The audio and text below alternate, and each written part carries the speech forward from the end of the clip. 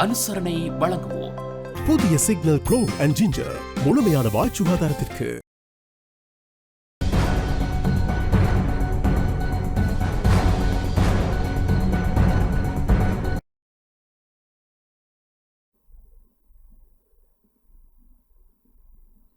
வணக்கம்.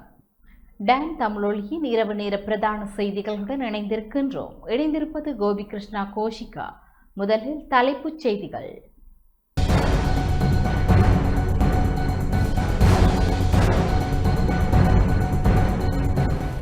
இருபத்தி இரண்டாவது திருத்த சட்டம் மூலம் தொடர்பில் பொதுமக்களின் கருத்தை அறியும் வகையில் சர்வஜன வாக்கெடுப்பை நடாத்த வேண்டும் என தமிழ்சு கட்சி கோரிக்கை. முச்சக்கர வண்டி மூலம் பயணிகள் போக்குவரத்து சேவையில் ஈடுபடுவதற்கான குறைந்தபட்ச வயது வரம்பை 40 உயர்த்த அவதானம். நீதிமன்றத்தை அவமதித்த குற்றச்சாட்டு தொடர்பில் பல அரசியல் பிரமுகர்களுக்கு எதிராக சட்ட நடவடிக்கைகள். நாட்டு மக்கள் இன்று பரிதாபகரமான நிலைக்கு தள்ளப்பட்டுள்ளனர் என எதிர்க்கட்சித் தலைவர் சயித் பிரேமதாச கவலை. யாழ்ப்பாணம் வயாவ்லானில் காணிகளை விடுவிக்க கோரி வயாவ்லான் மக்கள் போராட்டம். சர்வதேச காணாமலாக்கப்பட்டோர் தினத்தை முன்னிட்டு யாழ்ப்பாணத்தில் இடம்பெறவுள்ள மாநாட்டுக்கு ஆதரவு கோரும் வகையில் அம்பாறை காரதீவில் கலந்துரையாடல்.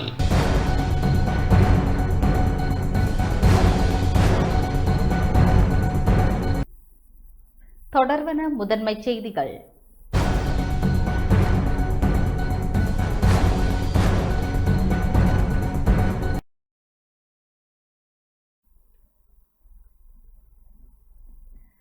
இருபத்தி இரண்டாவது திருத்த சட்டமூலம் தொடர்பில் பொதுமக்களின் கருத்தை அறியும் வகையில் சர்வஜன வாக்கெடுப்பை நடத்த வேண்டும் என தமிழரசு கட்சி கோரிக்கை விடுத்துள்ளது. இலங்கை தமிழரசு கட்சி அரசியலமைப்பின் 22வது திருத்த சட்டமூலம் தொடர்பில் பொதுமக்களின் கருத்தை அறியும் வகையில் சர்வஜன வாக்கெடுப்பை நடத்த வேண்டும் என அரசாங்கத்திடம் கோரிக்கை விடுத்துள்ளது. கட்சியின் அரசியல் குழு கூட்டத்தில் இந்த தீர்மானம் எடுக்கப்பட்டுள்ளதாக இலங்கை தமிழரசு கட்சி வெளியிட்டுள்ள அறிக்கையில் தெரிவிக்கப்பட்டுள்ளது. முன்மொழியப்பட்டுள்ள அரசியலமைப்பு திருத்தம் மக்களின் இறையாண்மையுடன் தொடர்புடையது என்பதால் அதனை சர்வஜன வாக்கெடுப்பு ஊடாக மக்களிடம் முன்வைத்து தீர்மானம் எடுக்க வேண்டும் என கட்சி வலியுறுத்தியுள்ளது. 22வது அரசியலமைப்பு திருத்தத்தின் மூலம் உச்ச நீதிமன்ற நீதியரசர்களின் ஓய்வு பெறும் வயது 65 67ஆகவும் மேன்முறையீட்டு நீதிமன்ற நீதியரசர்களின் ஓய்வு பெறும் வயது 63 65ஆகவும் அதிகரிக்க முன்மொழியப்பட்டுள்ளது. அத்துடன் உயர் நீதிமன்றம், மாவட்ட நீதிமன்றம் மற்றும் நீதவான் நீதிமன்றங்களில் பணியாற்றும் நீதிபதிகளின் ஓய்வு பெறும் வயதை 62 அதிகரிப்பதற்கும் முன்மொழிவு செய்யப்பட்டுள்ளதாக தெரிவிக்கப்பட்டுள்ளது. இந்த மாற்றங்கள் தொடர்பில் இறுதி முடிவு பொதுமக்களை எடுக்கக்கூடிய வகையில் சர்வஜன வாக்கெடுப்பை நடத்த அரசாங்கம் நடவடிக்கை எடுக்க வேண்டும் என இலங்கை தமிழரசு கட்சி வலியுறுத்தியுள்ளது.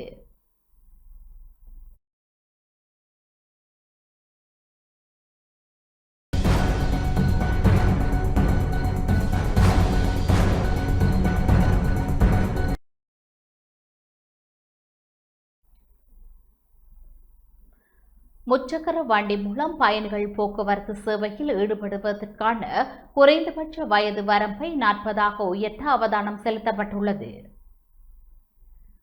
முச்சக்கர வண்டி மூலம் பயணிகள் போக்குவரத்து சேவையில் ஈடுபடுவதற்கான குறைந்தபட்ச வயது வரம்பை 40 உயர்த்துவது தொடர்பில் அரசாங்கம் கவனம் செலுத்தி வருவதாக தொழிற்கல்வி பிரதி அமைச்சர் நளின் பேகவ தெரிவித்துள்ளார். இளைஞர்கள் பாடசாலை கல்வி நிறைவு செய்தவுடன் உடனடியாக முச்சக்கர வண்டி சாரதி தொழிலில் ஈடுபடுவதை தவிர்த்து கல்வி மற்றும் தொழில் பயிற்சியை நோக்கி அவர்களை வழிநடத்த வேண்டியதன் அவசியத்தை அவர் வலியுறுத்தியுள்ளார். பாடசாலையை விட்டு வெளியேறியவுடன் இளைஞர்கள் முச்சக்கர வண்டி வீதியில் செலுத்தும் நிலையில் ஏற்படக்கூடாது எனவும் இதற்கமைய கல்வி முறையில் மாற்றங்களை மேற்கொள்வதற்காகவும் பிரதி அமைச்சர் தெரிவித்துள்ளார்.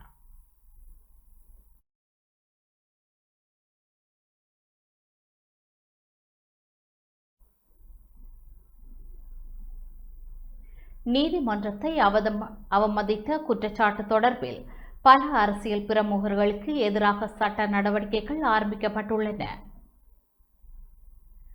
நீதிமன்றத்தை அவமதிப்பதாக கூறப்படும் குற்றச்சாட்டு தொடர்பில் பல அரசியல் பிரமுகர்களுக்கு எதிராக மேன்முறையீட்டு நீதிமன்றத்தில் சட்ட நடவடிக்கைகள் ஆரம்பிக்கப்பட்டுள்ளன. அரசியல் செயற்பாட்டாளர்களான விமல் வீரவன்ச, உதய கம்மன்பில, சுகேஸ்வர பண்டார, திலித் ஜெயவீர, அர்ச நவரத்ன மற்றும் சிரேஷ்ட விரிவுரையாளர்கள் மஹிந்த பதிரன ஆகியோருக்கு எதிரான அறிக்கைகள் மேன்முறையீட்டு நீதிமன்றத்தில் சமர்ப்பிக்கப்பட்டுள்ளன. கடந்த ஆகஸ்ட் 5ஆம் தேதி கோட்டை நீதவான் நீதிமன்றம் பிறப்பித்த உத்தரவின் அடிப்படையில் இந்த நடவடிக்கை முன்னெடுக்கப்பட்டுள்ளது. 2019ஆம் ஆண்டு ஈஸ்டர் ஞாயிறு பயங்கரவாத தாக்குதல் தொடர்பில் முன்னாள் அரசு புலனாய்வு பிரிவின் பணிப்பாளரும் ஓய்வு பெற்ற மேஜர் ஜெனரலுமான சுரேஷ் சலை கைது செய்யப்பட்டமைக்கு எதிர்ப்பு தெரிவித்து ஜூலை 7ஆம் தேதி முதல் 15ஆம் தேதி வரை நடத்தப்பட்ட சத்தியாகிரக போராட்டத்தின் போது குறித்த அரசியல் பிரமுகர்கள் நீதித்துறை நடவடிக்கைகளை விமர்சிக்கும் வகையில் கருத்துக்களை வெளியிட்டதாக குற்றச்சாட்டுகள் முன்வைக்கப்பட்டுள்ளன. விவகாரம் தொடர்பான விசாரணைகளின் முடிவுகளை குற்ற புலனாய்வு திணைக்களம் கடந்த 5ஆம் தேதி கோட்டை நீதவான் பாசன் அமரசேன முன்னிலையில் உத்தியோகபூர்வமாக சமர்ப்பித்திருந்தது. சமர்ப்பிக்கப்பட்ட விடயங்கள் ஆராய்ந்த நீதவான் நீதிமன்றம் குறித்த நபர்களை வெளியிட்டதாக கூறப்படும் கருத்துக்கள் வெளிப்படையாகவே நீதித்துறை நடவடிக்கைகளை விமர்சிக்கும் வகையில் அமைந்துள்ளதாக தெரிவித்துள்ளது. இதனையடுத்து நீதிமன்ற அவமதிப்பு தொடர்பான குற்றச்சாட்டுகளை முறையாக தாக்கல் செய்வதற்காக இந்த விவகாரத்தை நேரடியாக மேன்முறையீட்டு நீதிமன்றத்திற்கு அனுப்ப நீதவான் உத்தரவிட்டுள்ளார்.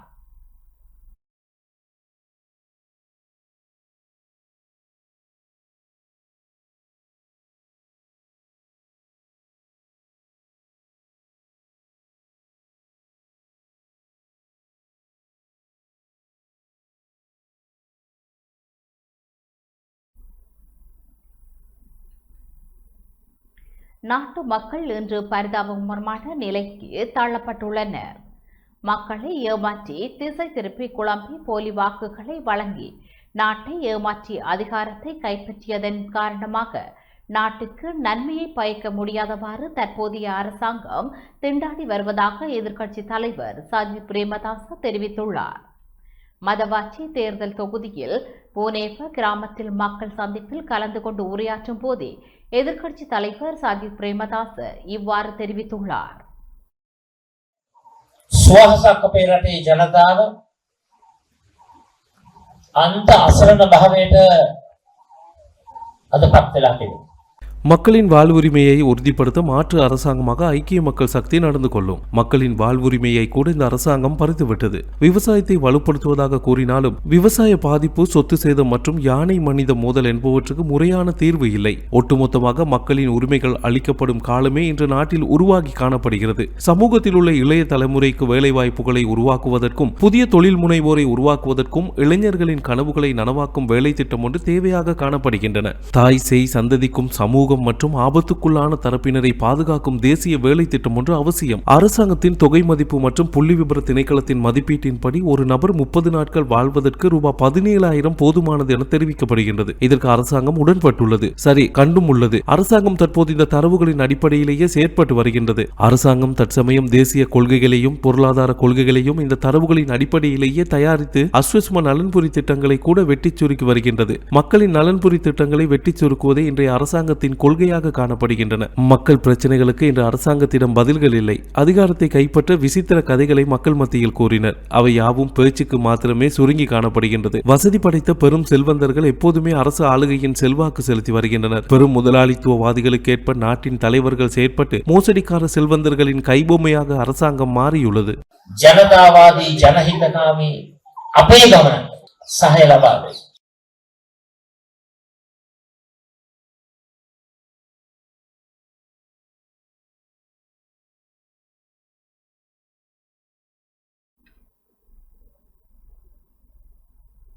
யாழ்ப்பாணம் வயாவிளானில் காணிகளை விடுவிக்க கோரி வயாவிளான் மக்கள் போராட்டத்தில் ஈடுபட்டனர். பாதுகாப்பு படைகளால் கையகப்படுத்தப்பட்டுள்ள மக்களின் காணிகளை மீள விடுவிக்க கோரி யாழ்ப்பாணம் வயாவிளான் சந்தையில் மக்கள் போராட்டத்தில் ஈடுபட்டனர். நீண்ட காலமாக பாதுகாப்பு படைகளின் கட்டுப்பாட்டில் உள்ள தமது காணிகளை மீள பெற்றுக் கொள்வதற்கான நடவடிக்கைகளை துரிதப்படுத்த வேண்டும் என போராட்டத்தில் ஈடுபட்ட மக்கள் கோரிக்கை விடுத்துள்ளனர். இன்றைய போராட்டத்தில் நாடாளுமன்ற உறுப்பினர் சிவஞானம் சிறிதரனும் கலந்து கொண்டு மக்களின் கோரிக்கைகளுக்கு ஆதரவு தெரிவித்துள்ளார். தமது காணிகளை மீளப் பெற்றுக்கொண்டு இயல்பு வாழ்க்கைக்கு திரும்புவதற்கான உரிமையை உறுதி செய்ய அதிகாரிகள் நடவடிக்கை எடுக்க வேண்டும் என மக்கள் வலியுறுத்தியுள்ளனர். இப்பொழுது இருக்கின்ற அரசாங்கமும் நாங்கள் வந்தால் மக்களின் காணிகள் மக்களுக்கு என்று சொல்லி மிகப்பெரிய செய்தியை மக்களிடம் கொடுத்து இந்த பகுதி மக்களின் வாக்குகளை கூட அவர்கள் பெற்றுக்கொண்டு பாராளுமன்றம் சென்றார்கள். இப்பொழுது அந்த மக்கள் நேரடியாக சொல்லுகிறார்கள், நாங்கள் பாராளுமன்ற தேர்தலில் எங்களுடைய காணிகளை அவர்கள் விடுவார்கள் என்ற காரணத்திற்காக நாங்கள் அவர்களுக்கு வாக்களித்திருந்தோம். ஆனால் இதுவரை அவர்கள் எங்களுடைய காணிகளை விடுவிக்கவில்லை என்று. அந்த போராட்டத்தினுடைய தொடர்ச்சியாகத்தான் இன்று பலாலி, வசாவுலான், தெல்லிப்பளை, மயிலிட்டி போன்ற இடங்களிலே மக்கள் தொடர்ந்தும் தங்களுடைய இடங்களுக்கு செல்வதற்கான போராட்டங்களை முன்னெடுக்கின்றார்கள். 2013ஆம் ஆண்டு இலங்கை அரசு ஒரு வர்த்தமானி அறிவித்தலை வெளியிட்டிருந்தது. இந்த காணிகளை விடுவிக்காத முறையில் அது ஒரு மிகப்பெரிய ஆயுதமாக இலங்கை அரசால் பயன்படுத்தப்படுகிறது. இப்பொழுது கூட இருக்கிற அரசாங்கம் அந்த வர்த்தமானி அறிவித்தலை மீளப்பெறலாம். ஆனால் அதனை ஒரு கருவியாக, ஒரு ஆயுதமாக நூதனமான முறையிலே தமிழ் மக்கள் மீது அரசு பாவிக்கின்றது. இப்பொழுது இருக்கின்ற அரசுக்கு அது விளங்காததென்றல்ல. ஆனால் அண்மையிலே ஜனாதிபதி தலைமையிலே கூடிய குழுவில் கூட விரைவாக நாங்கள் காணிகளை விடுவிக்கிறோம், விரைவாக விடுவிக்கப் போகிறோம் என்ற செய்திகளை சொல்கிறார்களே தவிர எந்த விரைவு என்பது எவ்வளவு நாட்கள் அல்லது எத்தனை மாதங்களில் இந்த காணிகளை விடுவிப்போம் என்ற செய்தியை தெளிவாக சொல்வதற்கு அவர்கள் தயாராக இல்லை. ஆகவே இந்த மக்களை தொடர்ந்து ஏமாற்றுகின்ற செயலையே அரசும் இராணுவமும் செய்கின்றது. யுத்த காலமாக இடம்பெயர்ந்து மீண்டும் குடியேறதுக்காக இந்த ஆட்சிக்கு அரசாங்கமானது மக்கள் காணிகள் மக்களுக்காக என்ற அடிப்படையில் சொல்லிக் கொண்டு வந்தார்கள். ஆனால் இன்று வரை அந்த மக்கள் காணிகளை மக்களுக்கு மீள தரவில்லை. அதன் காரணமாக அரசாங்கம் நாங்கள் பணியாக கேட்டுக்கொள்வது, நீங்கள் கூறிய அந்த வாசகத்துக்கு இணங்க எமது காணிகளை எமக்கு தந்தால் உண்மையிலேயே எமது காணிகளை பொறுத்தவரை பார்த்திங்கன்னா விவசாய நிலங்கள் மிகவும் செல்வ செழிப்பு வாய்ந்த நிலங்கள் அந்த இடங்களில் எந்த பயிரை வைத்தாலும் அந்த பயிர் எங்களுக்கு எங்களுடைய ஜீவன வாழ்த்துக்கு மிகவும் அத்தியாவசியமான பயிர்களாக காணப்படுகின்றது, அத்தியாவசிய நிலங்களாக காணப்படுகின்றது. அந்த வகையில் நீங்கள் எங்களது இடத்தை விட்டு தந்தால் நாங்கள் எங்கள் இடங்களிலே எங்களது விவசாய நிலங்களிலே நாங்கள் எங்களது தோட்டங்களை ஆரம்பித்து எங்களுடைய வாழ்வாதாரங்களை நாங்களே மேற்கொண்டு செய்யக்கூடியமாக இருக்கும். அதே போல் எமது இந்த விடுபடாத பகுதியிலே பார்த்திங்கன்னா பாடசாலைகள் இருக்கின்றன, கோயில்கள் இருக்கின்றன, அதோட மக்கள் குடியிருப்புகள் காணப்படுகின்றன. இவ்வாறான பிரதேசங்களை நீங்கள் மிக விரைவாக விடுதலை செய்வதான மக்கள் இயக்கங்களை நீங்கள் புரிந்துகொள்ளக்கூடியமாக இருக்கும். உண்மையிலேயே எமது இடத்தை விட்டால் நாங்கள் எமது மக்கள் மூலம் அந்த கோயிலை கட்டி திருவிழாக்களை நடத்தி ஒரு சந்தோஷமாக வாழ்வார்கள். தமது காணிகளை விடுவிக்க கோரி யாழ்ப்பாணம் வலிகாமம் வடக்கு மக்கள் இன்று 10வது வாரமாக போராட்டத்தை முன்னெடுத்துள்ளனர். யாழ்ப்பாணம் வலிகாமம் வடக்கு மக்கள் தமது காணிகளை விடுவிக்க கோரி பலாலி சந்தியில் இன்று 10வது வாரமாகவும் போராட்டத்தை முன்னெடுத்திருந்தனர். கடந்த 36 வருடங்களுக்கும் மேலாக இராணுவத்தினரின் வசம் உள்ள தமது காணிகளை விரைவாக விடுவிக்குமாறு கோரி போராட்டத்தில் ஈடுபட்ட மக்கள் கோஷங்களை எழுப்பினர். இதேவேளை யாழ்ப்பாணத்திற்கு நேற்று விஜயம் மேற்கொண்ட பிரதமர் கலாநிதி ஹரணி அமரசூரியவிடம் வடக்கு கிழக்கு பகுதிகளில் பாதுகாப்பு படையினரால் கையகப்படுத்தப்பட்டுள்ள பொதுமக்களின் காணிகளை விரைவாக விடுவிக்குமாறு கோரி வடக்கு கிழக்கு காணி இழந்த மக்கள் குரல் அமைப்பின் மகஜர் ஒன்றையும் கையளித்திருந்தனர். காணிகளை மீளப் பெற்றுக் கொள்வதற்கான தமது போராட்டம் தொடரும் எனவும் போராட்டத்தில் ஈடுபட்ட மக்கள் தெரிவித்துள்ளனர்.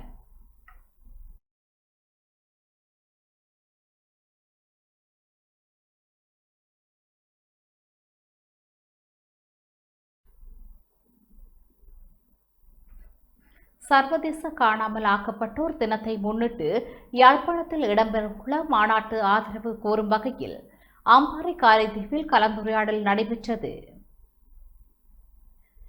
எதிர்வரும் 30ஆம் திகதி சர்வதேச காணாமல் ஆக்கப்பட்டோர் தினத்தை முன்னிட்டு யாழ்ப்பாணத்தில் வலிந்து காணாமல் ஆக்கப்பட்ட உறவுகள் சங்கத்தின் ஏற்பாட்டில் இடம்பெறவுள்ள மாநாட்டு ஆதரவு கோரும் கலந்துரையாடல் அம்பாறை காரைதீவில் நடைபெற்றது.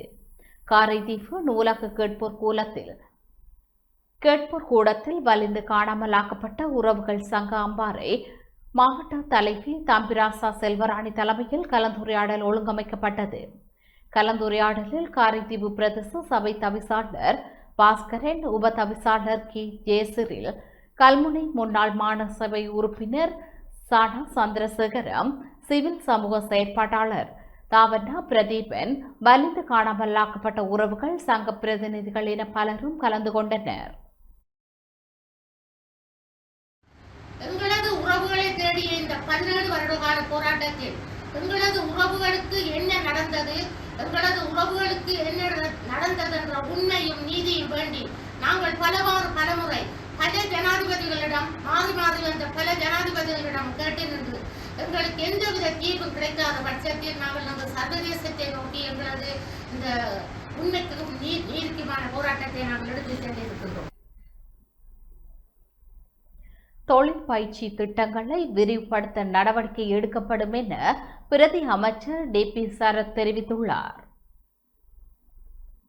எதிர்காலத்தில் பாடசாலைகளுடன் இணைந்து தொழில் பயிற்சி திட்டங்களை விரிவுபடுத்த நடவடிக்கை எடுக்கப்படும் என வீடமைப்பு, நிர்மாணம் மற்றும் நீர்வளங்கள் பிரதி அமைச்சர் டிபி சரத் தெரிவித்துள்ளார்.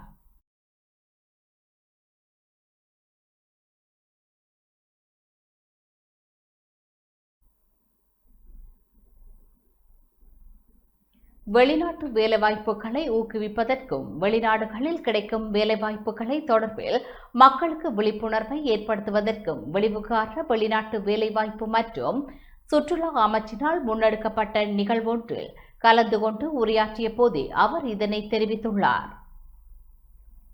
இலங்கையர்களுக்கு வெளிநாடுகளில் கணிசமான வேலைவாய்ப்பு வாய்ப்புகள் காணப்படுவதாகவும் முறையான தொழில்துறை திறன்களை பயிற்சிகளையும் பெற்றுக்கொள்வதற்கும் அதிக ஊதியத்துடன் கூடிய வேலைவாய்ப்புகளை பெற்றுக்கொள்ள அதிக வாய்ப்புகள் உள்ளதாகவும் பிரதி அமைச்சர் குறிப்பிட்டுள்ளார். பல வெளிநாடுகளில் இலங்கை தொழிலாளர்கள் சிறந்த நற்பெயரையும் நம்பிக்கையையும் பெற்றுள்ளதாக தெரிவித்த அவர், கடந்த காலங்களில் அரசியல் செல்வாக்கு மற்றும் தனிப்பட்ட நலன்களின் அடிப்படையில் தேவையான பகுதிகளை பூர்த்தி செய்யாத நபர்கள் வெளிநாடுகளுக்கு அனுப்பப்படாமையால் அந்த நம்பிக்கை பாதிக்கப்படுவதாகவும் சுட்டிக்காட்டியுள்ளார். எனவே தற்போதைய அரசாங்கம் இவ்வாறான நடைமுறைகளை தவிர்த்து தேவையான தகுதிகளின் அடிப்படையில் பொருத்தமானவர்களை தெரிவு செய்து அவர்களை வெளிநாடு செல்வதற்கு முன்னர் முறையான மற்றும் முழுமையான தொழில் பயிற்சிகளை வழங்குவதற்கு நடவடிக்கை எடுத்து வருவதாகவும் அவர் தெரிவித்துள்ளார். எதிர்காலத்தில் தொழில் பயிற்சி வசதிகளை மேலும் விரிவுபடுத்த திட்டமிடப்பட்டுள்ளதாகவும் புதிய கல்வி சீர்திருத்தங்களின் ஒரு பகுதியாக சில பாடசாலைகளை தொழிற்பயிற்சி திட்டங்களுடன் இணைத்து அவற்றின் வசதிகளை பயிற்சி நிலையங்களாக பயன்படுத்துவது தொடர்பிலும் கவனம் செலுத்தப்பட்டுள்ளதாகவும் பிரதி அமைச்சர் தெரிவித்துள்ளார். உள்நாட்டு மற்றும் சர்வதேச தொழில் சந்தைகளின் தேவைகளை பூர்த்தி செய்யும் வகையில் இந்த தொழிற்பயிற்சி நிலையங்கள் மேம்படுத்தப்பட உள்ளதாகவும் பிரதி அமைச்சர் டிபி சரத் மேலும் தெரிவித்துள்ளார்.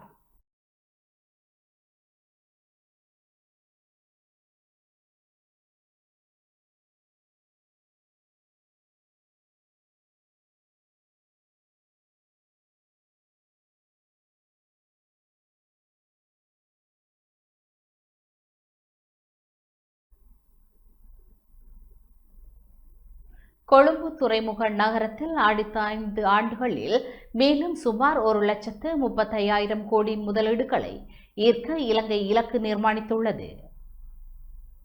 கொழும்பு துறைமுக நகரத்தில் அடுத்த 5 ஆண்டுகளில் மேலும் சுமார் 1,35,000 கோடி ரூபாய் முதலீடுகளை ஈர்க்க இலங்கை இலக்கு நிர்ணயித்துள்ளதாக கைத்தொழில் மற்றும் தொழில் முனைவோர் மேம்பாட்டு பிரதி அமைச்சர் சதுரங்க அபிசிங்க தெரிவித்துள்ளார்.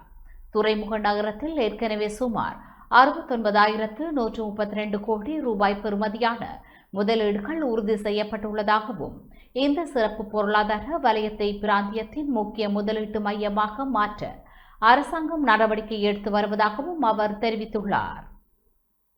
ஆஸ்திரேலியாவில் கடந்த வாரம் நடைபெற்ற முதலீட்டு மாநாட்டிலும் கொழும்பு துறைமுக நகரம் முக்கிய முதலீட்டு வாய்ப்பாக முன்வைக்கப்பட்டதாக பிரதி அமைச்சர் குறிப்பிட்டுள்ளார். ஹொரைசன் கொழும்பம், ஆன்சல் உள்ளிட்ட சர்வதேச நிறுவனங்கள் துறைமுக நகரத்துடன் தொடர்புடைய முதலீடுகள் அல்லது செயற்பாடுகளை முன்னெடுத்து வருவதாகவும் அவர் தெரிவித்துள்ளார். முதலீட்டாளர்களுக்கு முன்னர் வழங்கப்பட்டிருந்த அதிகளவிலான வரி சலுகைகள் மறு ஆய்வு செய்யப்பட்டு சர்வதேச தரநிலைகளுக்கு நெருக்கமான புதிய ஊக்குவிப்பு முறையொன்றை அறிமுகப்படுத்தியுள்ளதாகவும் பிரதி அமைச்சர் கூறியுள்ளார். 2025 ஆண்டு அறிமுகப்படுத்தப்பட்ட திருத்தப்பட்ட வரி சலுகை முறையின் கீழ் முதலீட்டு அளவுகோல்களை பூர்த்தி செய்ய முக்கியத்துவம் வாய்ந்த வர்த்தகர்களுக்கு 15 ஆண்டுகள் வரையிலான நிறுவன வருமான வரி விலக்கு வழங்கப்படலாம்.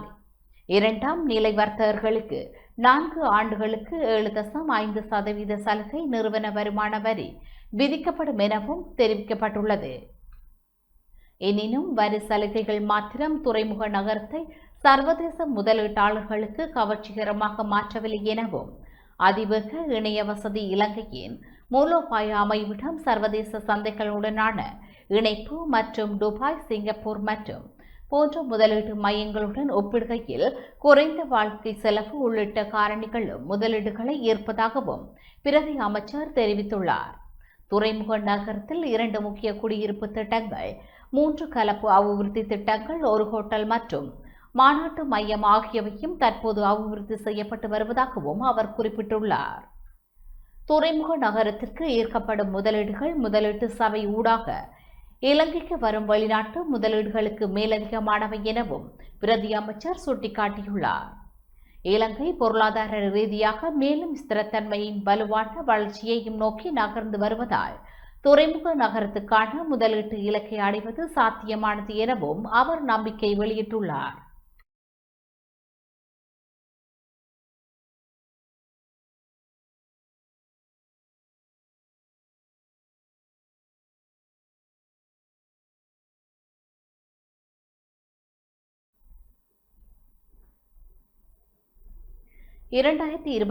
ஆண்டுக்கான நிர்வாக சேவை அதிகாரிகளின் வருடாந்த இடமாற்றங்களை நடைமுறைப்படுத்த நடவடிக்கை எடுக்கப்பட்டுள்ளது. 2027 ஆண்டுக்கான நிர்வாக சேவை அதிகாரிகளின் வருடாந்த இடமாற்றங்களை நடைமுறைப்படுத்தும் பொது நிர்வாகம், மாகாண சபைகள் மற்றும் உள்ளூராட்சி அமைச்சு நடவடிக்கை எடுத்துள்ளது.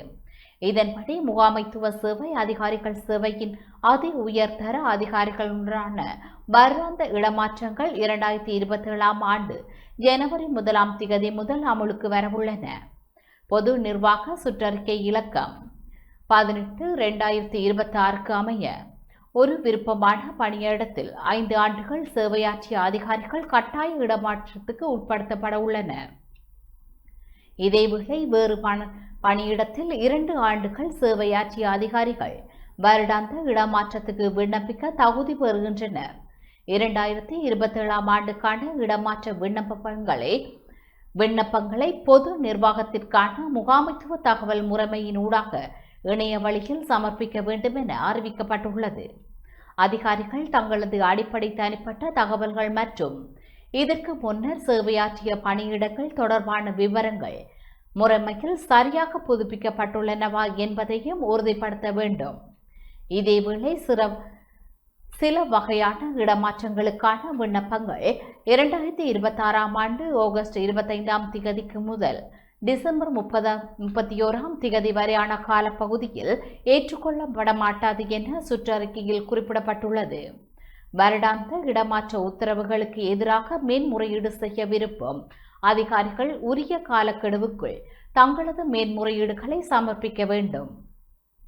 இடமாற்ற உத்தரவு சம்பந்தப்பட்ட அதிகாரிகளுக்கு வழங்கப்பட்ட திகதியிலிருந்து 14 நாட்களுக்குள் மேன்முறையீட்டு செய்ய வேண்டும் என அறிவிக்கப்பட்டுள்ளது.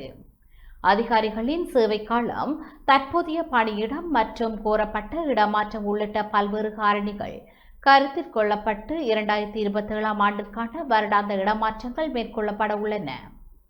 இந்த இடமாற்றங்கள் 2027 ஆண்டு ஜனவரி 1 முதல் அமலுக்கு வரவுள்ளன.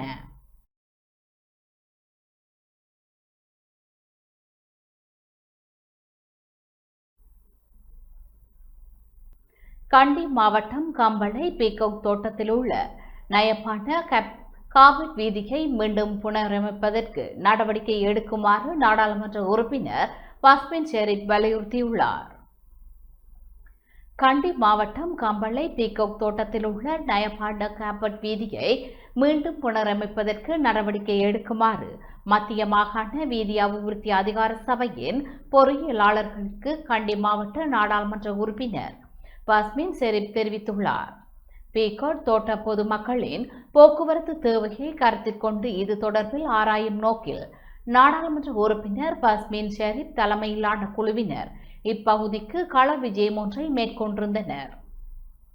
இக்கள விஜயத்தின் போதே அவர் இதனை தெரிவித்துள்ளார். அண்மையில் குறித்த வீதி காப்பற்றிடப்பட்டு திருத்தி அமைக்கப்பட்டிருந்த போதிலும் தொடர்ச்சியாக பெய்த மழையினால் வீதி மீண்டும் சேதமடைந்துள்ளதாகவும் இதன்போது சுட்டிக்காட்டப்பட்டுள்ளது. இக்கள விஜயத்தின் போது மத்திய மாகாண வீதி போக்குவரத்து அதிகார சபை அதிகாரிகள் உட்பட பலரும் கலந்து கொண்டமை குறிப்பிடத்தக்கது.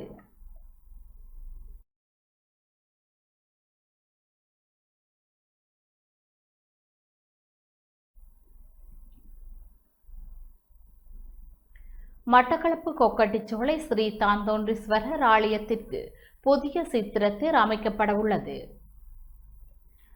மட்டக்களப்பு கொக்கட்டிச்சோலை ஸ்ரீ தாந்தோன்றீஸ்வரர் ஆலயத்திற்கு புதிய சித்திரத்தேர் அமைப்பதற்கான ஆரம்ப நிகழ்வு இன்றைய தினம் நடைபெற்றது. ஆலயத்தில் விசேட பூஜையினை தொடர்ந்து உபயகாரர்களினால் தேரிற்கான மரம் சிற்ப ஆசாரியிடம் கையளிக்கப்பட்டது. இதுவரை பயன்படுத்தப்பட்டு வந்த சித்திரத்தேர் சுமார் 800 வருடங்கள் பழமை வாய்ந்தது என்பதுடன் அதன் பாகங்கள் பழுதடைந்த நிலையில் புதிய தேர் அமைக்க திட்டமிடப்பட்டுள்ளது. ஆலய பிரதம குரு சிவஸ்ரீ முகு சச்சிதானந்த குருக்களின் பூர்வாங்க கிரியைகளுடன் ஆரம்பிக்கப்பட்ட நிகழ்வில் ஆலய வண்ணகுமார் நிர்வாக சபையினர், அடியார்கள் என பலரும் கலந்து கொண்டனர்.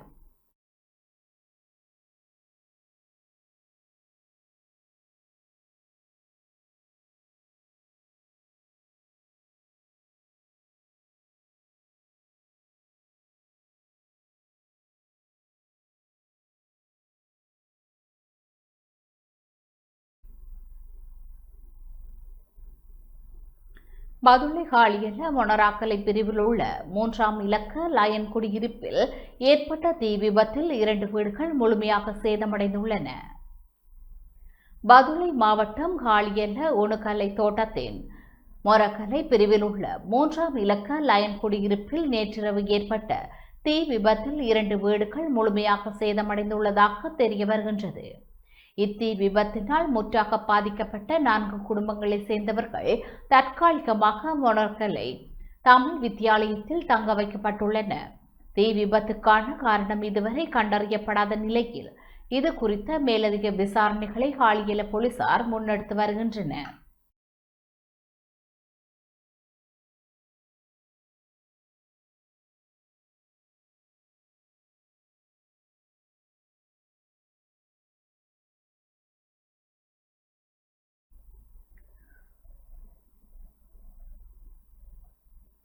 மட்டக்களப்பு மாநகர சபையினை பசுமையான மாநகரமாக மாற்றும் வகையில் மர நடுகை வேலை திட்டம் ஆரம்பிக்கப்பட்டுள்ளது. மட்டக்களப்பு மாநகர சபையினை பசுமையான மாநகரமாக மாற்றும் வகையில் மர நடுகை வேலை திட்டம் மற்றும் மாநகர சபையினை அழகுபடுத்தும் வேலை திட்டம் என்பன ஆரம்பித்து வைக்கப்பட்டுள்ளன. ரொட்டரி கழகத்தின் அனுசரணையுடன் மட்டக்களப்பு மாநகர சபை இந்த வேலை திட்டத்தினை ஆரம்பித்துள்ளது. மாநகர சபைக்கு உட்பட்ட பகுதிகளில் மரங்கள் நடும் வேலை திட்டம் மாநகர முதல்வர் சிவம் பாக்கியநாதன் தலைமையில் நடைபெற்றது. ரொட்டரி கழகத்தின் இலங்கை மற்றும் மாலைதீவுக்கான ஆளுநர் குமார் சுந்தரராஜன் பிரதம அதிதியாக கலந்து கொண்டார்.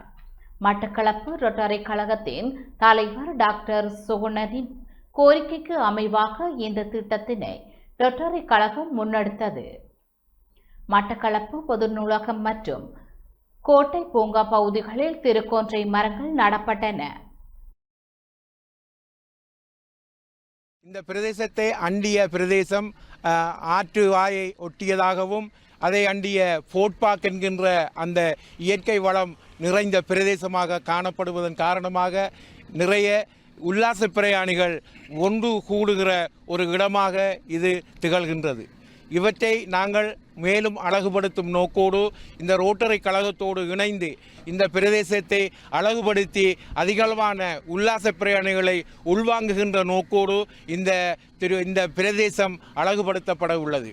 நூலகத்தின் வாசலில் இந்த கொன்றை மரங்களை நட்டுவிட வேண்டும் என்று கேட்டபொழுது தனது தாராள மனப்பான்மையின் காரணமாக எமது மேயர் உடனடியாக அதற்கு ஓம் என்று சொல்லியிருந்தார். அதைத் தொடர்ந்து இந்த தாவரங்களை நாட்டிக் கொண்டிருக்கின்றோம். உண்மையில் 60 பூங்கண்டுகள் அது மிக அழகாக இன்னும் 2-3 வருடங்களில் இந்த மாநகரில் ஒளி வீசும். சுகுரன் இன்னும் 200 மரங்கள் வைப்பதற்கு திட்டம் வைத்திருக்கிறார். நாங்கள் எங்களோட டிஸ்ட்ரிக்ட் சார்பாக நாங்கள் எங்களுக்கு முடிந்த அளவு நாங்கள் உதவிகளை செய்வோம். அடுத்ததாக நாங்கள் உங்களுக்கு தெரியும் மேயர் ஐயா அவர்கள் சொல்லால் எல்நீனோ வந்து எங்களை நிச்சயம் வாட்டி கொண்டிருக்கின்றது. நாங்கள் இப்போ எங்களோட டிஸ்ட்ரிக்டில் ப்ரோஆக்டிவாக நாங்கள் ஒரு ப்ரொஜெக்ட் செஞ்சுருக்கோம்.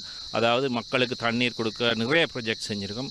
இப்போ ஏதாவது இது சிச்சுவேஷன் வந்தால் நாங்கள் உடனே எங்களோட டீமை இறக்கி அந்த வேலையை செய்ய தயாராக இருக்கின்றோம்.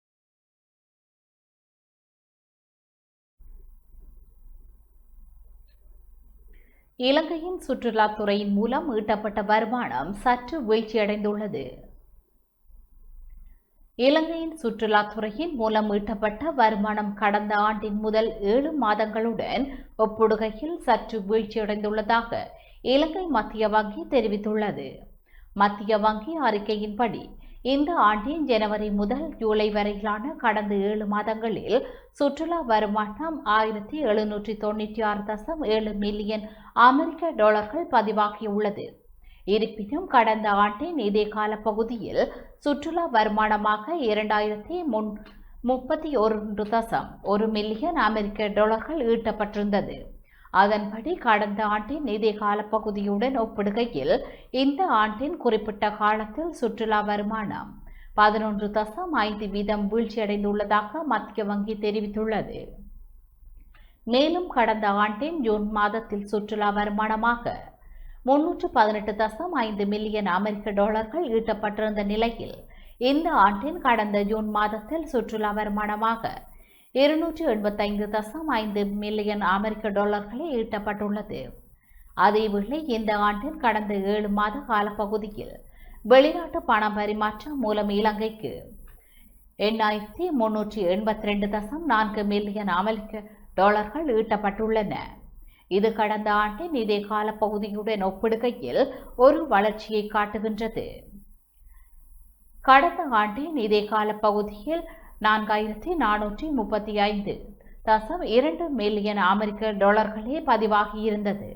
அத்துடன் கடந்த ஆண்டின் ஜூலை மாதத்தில் வெளிநாட்டு பணப்பரிமாற்றமாக $697.3 மில்லியன் அமெரிக்க டாலர்கள் பதிவாகியிருந்த நிலையில் இந்த ஆண்டின் ஜூலை மாதத்தில் $777.6 மில்லியன் அமெரிக்க டாலர்கள் பதிவாகியுள்ளது.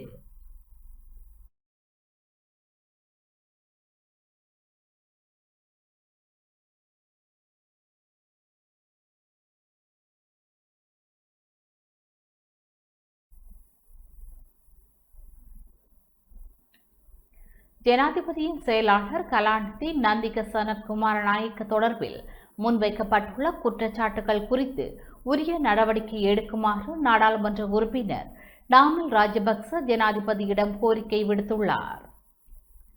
ஜனாதிபதியின் செயலாளர் கலாநிதி நந்திக சனத்குமார நாயக்க தொடர்பில் முன்வைக்கப்பட்டுள்ள குற்றச்சாட்டுகள் குறித்து உரிய நடவடிக்கை எடுக்குமாறு ஸ்ரீலங்கா பொதுஜன பெரமுனவின் தேசிய அமைப்பாளரும் நாடாளுமன்ற உறுப்பினருமான நாமல் ராஜபக்ச ஜனாதிபதி அன்ரகுமார திசாநாயக்கவிடம் கோரிக்கை விடுத்துள்ளார்.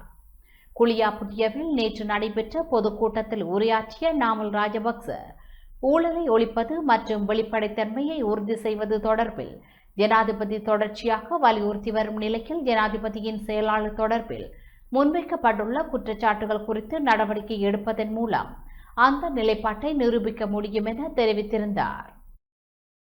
අද මේ මැතිවරණ කාලයක් නෙවෙයි අපේ ආම්දුරනේ. හැබැයි මැතිවරණ කාලයක් නොවුනත් රෑ 9:09 වෙනකොටත් කොට්ටාස රැස්වීමකට 1000ක් කමාරක් සෙනගෙනවා කියන්නේ இன்று தேர்தல் காலமல்ல, ஆனாலும் இரவு 9:30 மணிக்கு மேலாகியும் 1500க்கும் மேற்பட்ட மக்கள் கூடியிருக்கிறீர்கள் என்றால் நீங்கள் ஸ்ரீலங்கா பொதுஜன பெரமுன மீதும் எங்கள் மீதும் வைத்துள்ள நம்பிக்கையை மேலும் உறுதிப்படுத்தப்பட்டுள்ளது என்பதை நாம் பெருமையுடன் நினைவு கூற வேண்டும் என்று அரசாங்கத்தின் மீது மக்களுக்கு நம்பிக்கை இல்லை. அரசாங்கம் போய் கூறி ஏமாற்றி தவறாக வழிநடத்தி தங்களது அரசியல் வியாபாரத்தை முன்னெடுத்து சென்றுள்ளது.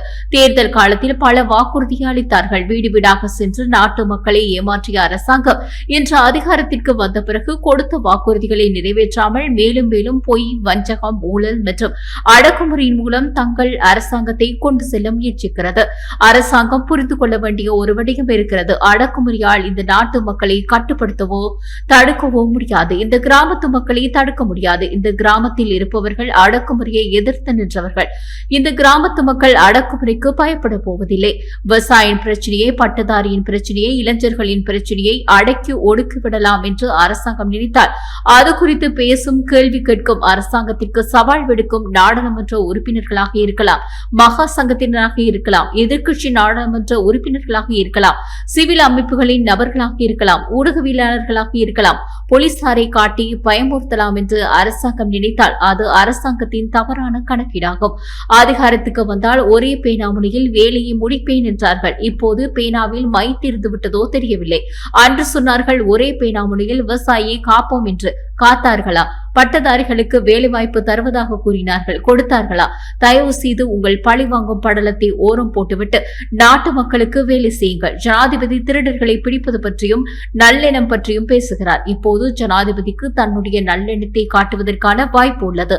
செயலாளருக்கு எதிராக நடவடிக்கை எடுக்க வேண்டும். ஜனாதிபதியின் செயலாளர் துறைமுகத்தில் கொள்கலன் சிக்கலில் மாட்டியுள்ளார். ஆனால் அதை மறைக்க பார்க்கிறார்கள். ஜனாதிபதி நேர்மையானவரா? நாம் பார்ப்போம். யாரோ ஒருவர் நிதி அமைச்சகத்தை ஹேக் செய்து கொண்டே இருக்கிறார். பணம் எங்கே என்று கேட்டால் பொறுப்பேற்க யாரும் இல்லை. இறுதியில் என்ன நடக்கிறது? அரசாங்கம் இதை கண்டுபிடிக்க வேண்டும். மூடி மறைக்க கூடாது. முன்னாள் அட்டமஸ்தானாதிபதி நீதிமன்றத்துக்குள் நுழைந்த விதம் குறித்து விசாரணை நடத்தி அறிக்கை சமர்ப்பிக்குமாறு நீதிமன்ற பாதுகாப்பு அதிகாரிக்கு நீதிவான் உத்தரவிட்டுள்ளார். முன்னாள் அட்டமஸ்தானாதிபதி வணக்கத்துக்குரிய பல்லேகம ஹேமர் ரத்ன தேரர் சிறுமி ஒருவரை பாலியல் துஷ்பிரயோகம் செய்ததாக முன்வைக்கப்பட்டுள்ள குற்றச்சாட்டு தொடர்பான வழக்கு விசாரணைக்காக வெள்ளிக்கிழமை அனுராதபுரம் நீதவான் நீதிமன்றத்திற்கு சென்றபோது நீதவானுக்காக ஒதுக்கப்பட்ட நுழைவாயிலூடாக நீதிமன்ற வளாகத்திற்குள் பிரவேசித்ததாக தெரிவிக்கப்பட்டுள்ளது. இந்த விடயம் வழக்கு விசாரணையின் போது நீதிமன்றத்தின் கவனத்துக்கு கொண்டுவரப்பட்டதை தொடர்ந்து அவர் எவ்வாறு நீதிமன்ற வளாகத்திற்குள் நுழைந்தார் என்பது குறித்து விசாரணை நடத்தி அறிக்கை சமர்ப்பிக்குமாறு நீதிமன்ற பாதுகாப்பு அதிகாரிக்கு நீதிவான் உத்தரவிட்டார்.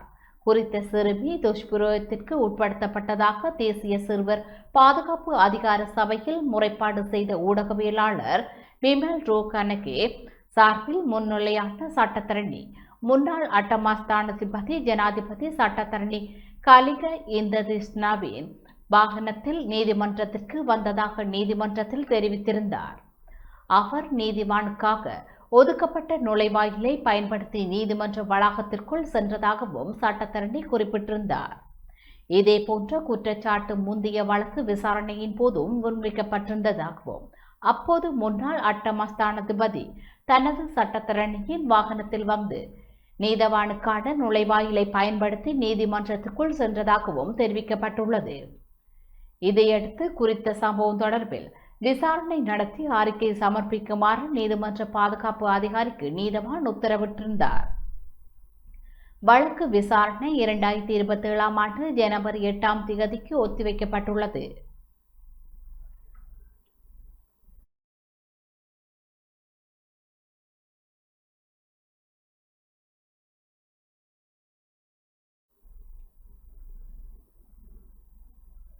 வேலிக்கடை போலீஸ் நிலையத்தில் கடமையாற்றிய போலீஸ் உத்தியோகத்தர் ஒருவர் துப்பாக்கியால் சுட்டு உயிரை மாய்த்து கொண்டுள்ளார்.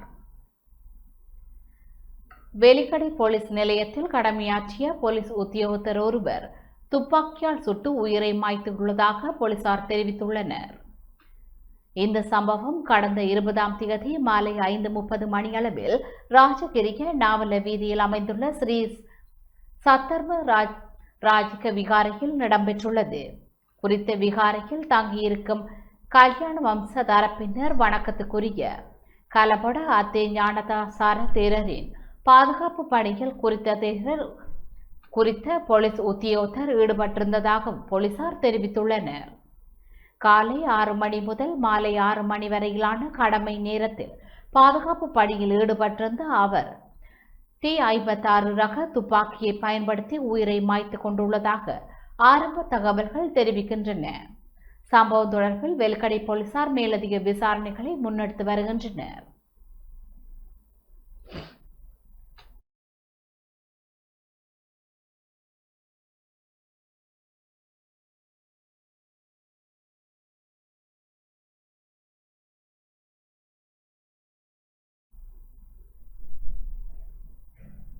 போலீசாரின் விசேட சோதனை நடவடிக்கையில் 607 பேர் கைது செய்யப்பட்டுள்ளனர். குற்றங்கள் மற்றும் போதைப்பொருள் தடுப்புக்காக போலீஸ் மா அதிபரின் ஆலோசனையின் பேரில் நாடளாவிய ரீதியில் முன்னெடுக்கப்படும் விசேட நடவடிக்கையின் நாளாந்த அறிக்கையை போலீசார் வெளியிட்டுள்ளனர். நாடளாவிய ரீதியில் குற்றங்களுடன் தொடர்புடைய சந்தேக நபர்களை கைது செய்வதற்காக போலீஸ் பிரிவுகள் மட்டத்தில் அனைத்து பிரதேச போலீஸ் நிலையங்களையும் உள்ளடக்கும் வகையில் இந்த விசேட நடவடிக்கை போலீசார் மேற்கொண்டிருந்தனர். அதற்கமைய நேற்று போலீசாரினால் 27,838 பேர் சோதனையிடப்பட்டதுடன் இதன்போது சந்தேகத்தின் பேரில் 607 பேர் கைது செய்யப்பட்டுள்ளனர். அத்துடன் இந்த நடவடிக்கையின் போது குற்றங்களுடன் நேரடியாக தொடர்புடையவர்களாக அடையாளம் காணப்பட்ட 9 பேரும் பிடியாணை பிறப்பிக்கப்பட்ட 268 பேரும் திறந்த பிடியாணை கொண்ட 141 பேரும் போலீசாரினால் கைது செய்யப்பட்டுள்ளனர். மேலும் மது போதையில் வாகனம் செலுத்திய 44 பேரும் கவனஈனமாக வாகனம் செலுத்திய குற்றச்சாட்டில் 102 பேரும் கைது செய்யப்பட்டுள்ளதுடன் வேறு போக்குவரத்து விதிமீறல்கள் தொடர்பில் 4709 பேரும் போலீசாரினால் கைது செய்யப்பட்டுள்ளனர்.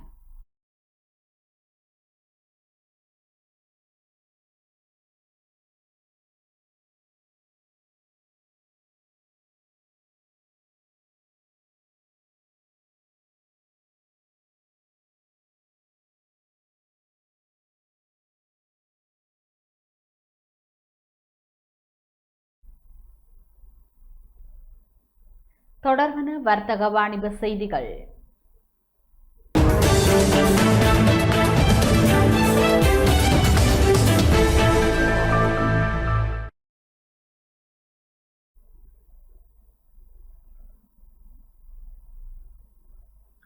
நெஸ்டமால் ட்ரன்போ ஸ்ரீலங்கா மரதன் யாழ்ப்பாணத்தில் கோலாகலமாக நடைபெற்றது. வடக்கின் உற்சாகத்தை வெளிப்படுத்தும் வகையில் நெஸ்டமால் ட்ரன்போ ஸ்ரீலங்கா எனும் மரதனோட்ட போட்டி யாழ்ப்பாணத்தில் இன்று நடைபெற்றது. யாழ்ப்பாணம் துரியப்பா விளையாட்டரங்கில் காலை 6:15 மணிக்கு ஆரம்பமான இந்த மரதனோட்ட போட்டியில் ஆண் மற்றும் பெண் இருபாலாரும் ஆர்வத்துடன் பங்கேற்றனர்.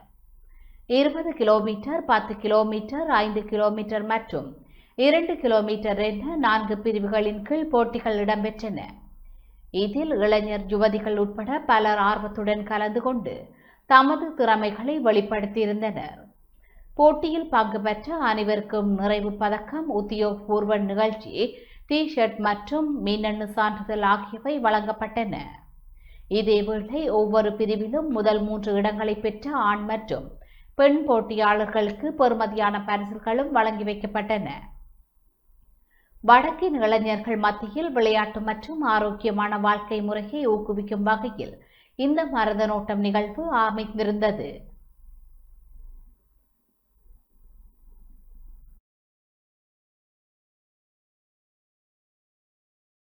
நெஸ்டமால்ட் 6 தசாப்தங்களுக்கு மேலாக இலங்கையர்களுக்கு ஊக்கமளித்து வருகின்றது. இன்று 3இல் 1 இலங்கையர் தமது காலை வேளையை நெஸ்டமால்ட்டுடன் தொடங்குகின்றனர். இது பலம் நலம் சக்தியுடன் நாளை தொடங்குவதற்கு இலங்கையர்களுக்கு ஓர் ஏதுவாக அமைகின்றது. நெஸ்டமால்ட் மரதன் ஓட்ட பந்தயங்களை ஏறத்தாழ 50 ஆண்டு காலங்களுக்கு மேலாக நடத்தி வருகிறது. இதன் மூலம் மரதன் ஓட்டங்களும் பாடசாலை நிகழ்வுகளுக்கும் ஊக்கமளித்து வருகின்றது நெஸ்டமால்ட் ஆகும். இவ்வகையான நிகழ்வுகளின் ஒருபடி மேலாக போய் ரன் ஃபார் ஸ்ரீலங்கா எனும் நோக்கத்துடன் இவ்வகையான ஓட்டங்களை நடத்தி வருகின்றது. கிட்டத்தட்ட 20க்கு மேற்பட்ட ஓட்டப்பந்தயங்களை இந்த ஆண்டு நாம் நடத்துகின்றோம். இதற்காக கொழும்பு, காலி, நீர்கொழும்புடன் தற்போது யாழ்ப்பாணத்தில் இதை நடத்துகின்றோம். இது ஒரு தொடக்கம் மட்டுமே. 6 தசாப்தங்களுக்கு மேலாக தேசத்துக்கு ஊக்கமளித்து பலம் நலம் சக்தியுடன் எமது இலங்கையர்களை ஊக்கமளிக்கும் ஒரே ஒரு பிராண்ட் நெஸ்டமால்ட் ஆகும்.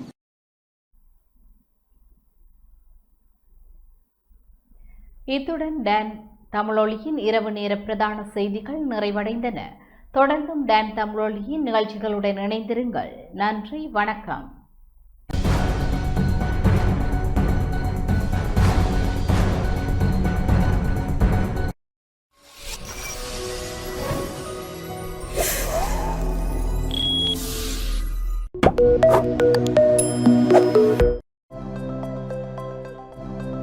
அனுசரணை வழங்கியோர் புதிய சிக்னல் ப்ரோ அண்ட் ஜிஞ்சர் முழுமையான வாய் சுகாதாரத்திற்கு